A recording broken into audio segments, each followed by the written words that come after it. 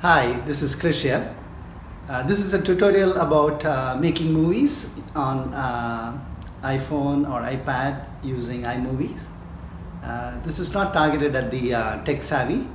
This is targeted more at folks like me who are gingerly venturing out and trying their hand at making their first movie, putting together some pictures or video for a special occasion like a milestone birthday or a wedding anniversary or a holiday, and then use some basic techniques like playing around with the sequencing, the duration, maybe add in a picture in picture, manage the transitions, add voiceover, maybe add or import some music, and basically to tell a story through a short video or a movie of 2 3 minutes, 5 minutes.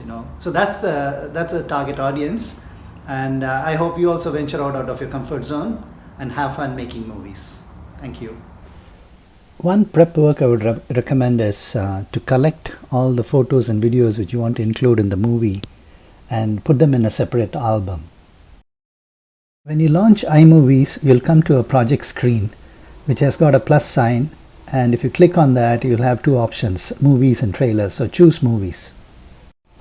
In the media tab, you'll find the sources of all your pictures and videos, and you go and press album because you already created an album, and then choose the particular album where you are storing your pictures and videos, and you can see all of them there, and you go and select all of them in the order in which you want, and then at the bottom there is a create movie button which you press that. So you'll find that the movie which is created creates a sort of framework and lays on all the materials, the videos and pictures in a timeline. So just scroll through that and get familiar, see if there is something which you want to move up or down. So sometimes you may find that you want to change the sequence, so you just press on the one which you want to move, just move it up and then move it to the left or right, and then drop it at the place where you want it to be. You can also increase the duration of each frame. You can go and click on that picture and then use the yellow band on the left or right to move it up or down, and that will increase or decrease the duration of that particular frame. Scroll through the timeline back and forth and see if you need to change the sequence or the duration of any of the picture frames. I think that's a good time to make sure that you're comfortable with that. And if you want to delete some of the pictures which you have chosen, then you can do that. Select that and then press the trash button. It'll get off. And then if you want to bring in some of the pictures, then you can choose the media option and then go in and look at your albums, respective album where you want the picture from, and then choose the picture and then press the plus sign, and it'll come back into the timeline. Let's take a look at the transition, which are basically connectors between two frames or pictures. And once you click on that connector, it'll give you some options at the bottom where you will find how it will transition. It will either dissolve or slide or wipe or fade, or you can have none at all, where it will move from one frame to the other without any delay. And then you can also use the timer, the timing. You can play around with the timing, 0.5 seconds, 1 second, 1.5 seconds, and so on. So I usually find 0.5 seconds should be good enough for most cases, so you can try that. Now let's look at using the Ken Burns effect to zoom in and zoom out of each picture frame. So this Ken Burns effect is usually enabled, and it's a toggle button, and you go to the starting point, and it could be an outer view, and then press the end point, and then you can use your fingers to zoom in on a particular where you want the frame to end. And then once you choose that and you play it, it'll start from out and then zoom in and then close in on the picture which you want to focus on. Sometimes when you zoom in or out of a picture which is like a panoramic type of picture, it can be a little bit disorienting. So you can use a picture in picture or a split screen to minimize that disorientation and focus on 2 points at the same time. So in this picture we will focus on the bay on the left bottom and the sun on the right top right by using picture-in-picture option. So the second picture is created as a top layer on top of the original frame, and you can adjust it to sort of synchronize both. Let's now work on the top layer. So once you click on it, you'll see on the screen there are a couple of options for that. So one is to move it wherever you want. So you can move it to in this case, to the bottom left, which is where the bay is located.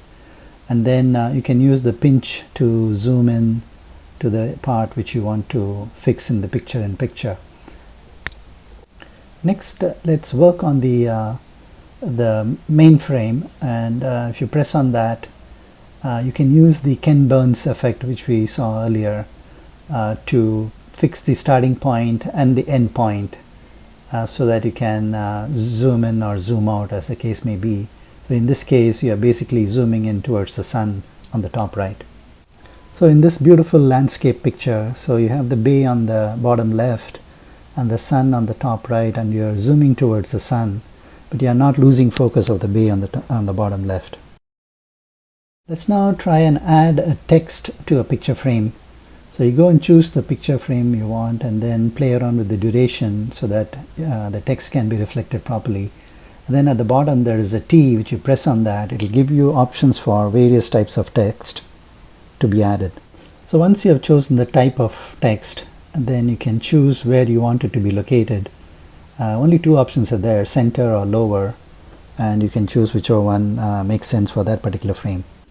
Once you have done that, you can go and click on the text box, and if you click on the small cross on the top left, it will allow you to key in the words which you want to describe this picture.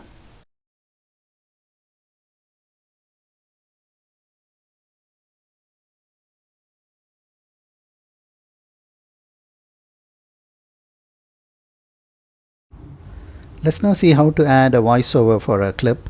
So press on the microphone icon and the recording box will pop up. Once you press record button, it will do a countdown to 3 and then you can start recording. This is on top of Victoria Peak Garden. It's a very misty day. You can hardly look more than 50 meters, 100 meters. And this is a view of all around from Victoria Peak Garden. Once you completed the recording and hit the stop button, it will give you options to review, retake or accept the recording.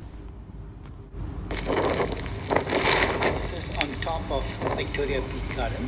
It's a very misty day. You can hardly look more than 50 meters, 100 meters. And this is a view of all around from Victoria Peak Garden. Once you accept the recording, it will bring in as a blue track in your timeline.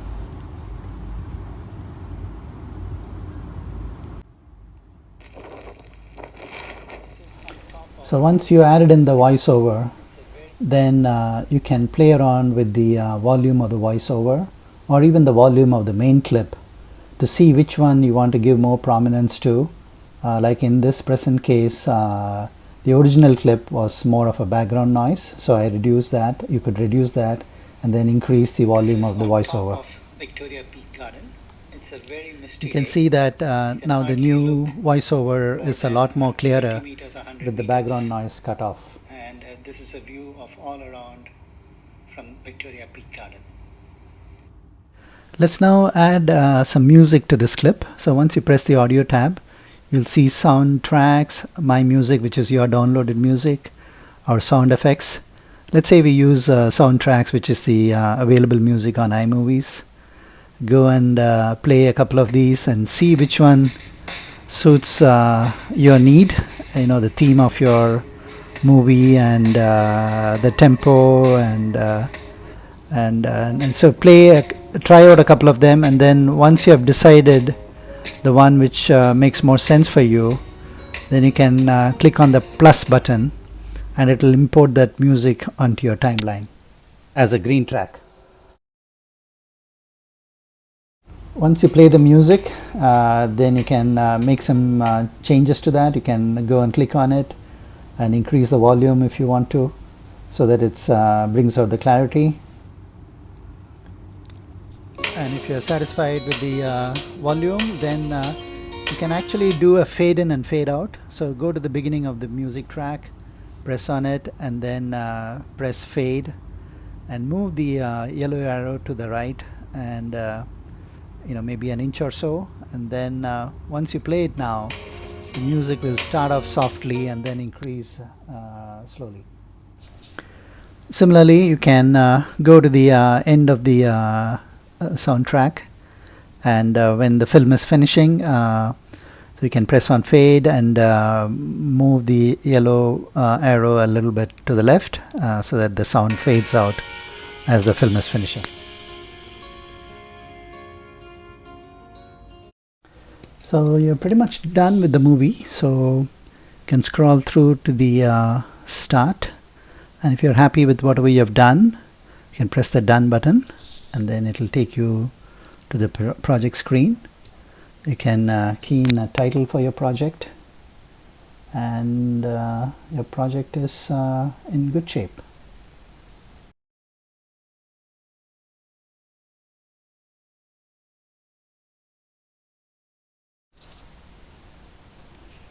So next is to share this with your friends and families. So you can save this as a video file at whatever resolution which makes sense, in terms of the file size and communication channel.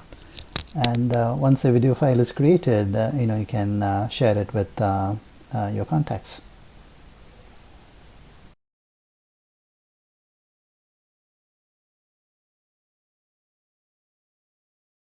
But before you do that, let's take a look at it to see if it's good to go.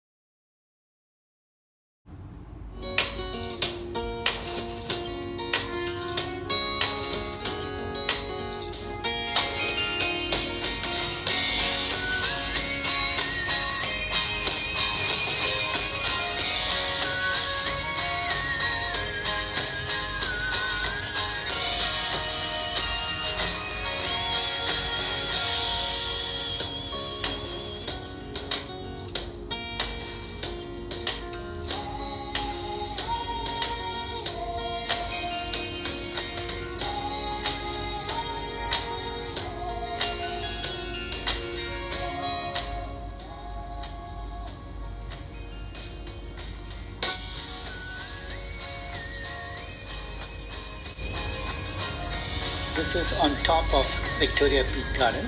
It's a very misty day. You can hardly look more than 50 meters, 100 meters. And this is a view of all around from Victoria Peak Garden.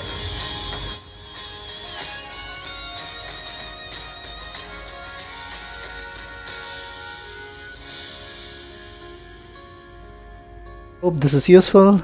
Have fun with videos. Provide feedback by liking or commenting here. Thank you.